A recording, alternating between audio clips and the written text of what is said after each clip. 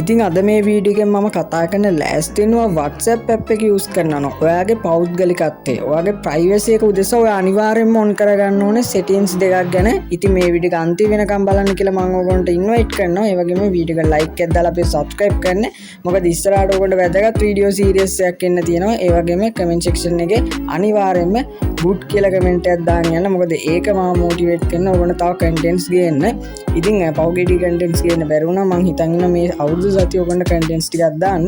හරි එහෙනම් අපි ආ වීඩියෝ එකට. ඔයා මුලින්ම වගේ WhatsApp app එක open කරගන්න. ඒ වගේම WhatsApp එක update කරලා නැත්නම් Play Store එකෙන් update කරන්න. මේක අයිනේ මේ dot තුනක් තියෙන්නේ. ඒක ඔබලා මෙන්න මේ settings කියන තැනට යන්න.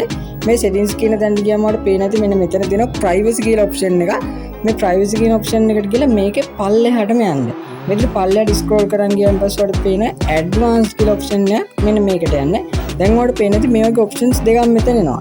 මෙතන protect IP address in call කියන එකත් on කරගන්න ඕනවා. ඊළඟට disable link previews කියන එකත් on කරගන්න ඕනේ. මේ දෙකම on කරගන්න. ඉතින් මම කියන්නේ දැන් මේකේ මොකද්ද වෙන්නේ කියලා. දැන් ඔයා හිතන්නකෝ ඔයාට unknown call එක එනවා නොදන්න call එකක් එනවනම් ඔයාගේ IP address එක එළියට එනවා. මේ විදිහට ගියන් පස්සේ ඔයාගේ location මේකෙන් track කරන්න පුළුවන්. track කරනවා කියන හොයා ගන්න පුළුවන්. මේක පොඩ්ඩක් සංකීර්ණ කතාවක්. ඇත්තනොත් ඒක ගැන මම ඉස්සරහ වෙනම ගේන්න content. ඉතින් මේක on කරගන්න කියන්නේ ඉන්නේ ඒ වගේ නිසා. ඒ කියන්නේ ඔයාගේ privacy එකට හානි වෙනවද? ඔයාගේ location එක ඔයා කැමෙන්නේ නැහැ නේ හැමෝම එක share කරගන්න. ඒ වගේම මේ disable link previews කියන්නේ ඔයාලට ඔය මේ third party site වලින් මෙන්න මේ IP address එකට වෙන්න තියෙන හානිය, ඔයාගේ IP address එක එළියට යන්න තියෙන හානියත් අඩු වෙනවා මෙන්න මේකේ. ඒකයි මෙන්න මේ දෙක WhatsApp එකෙන් දීලා තියෙන. ඉස්සර මේ features තිබ්බේ නැහැ. මේ ළඟකට තමයි ආවේ. ඉතින් අනිවාර්යයෙන්ම මේ දෙක on කරගන්න.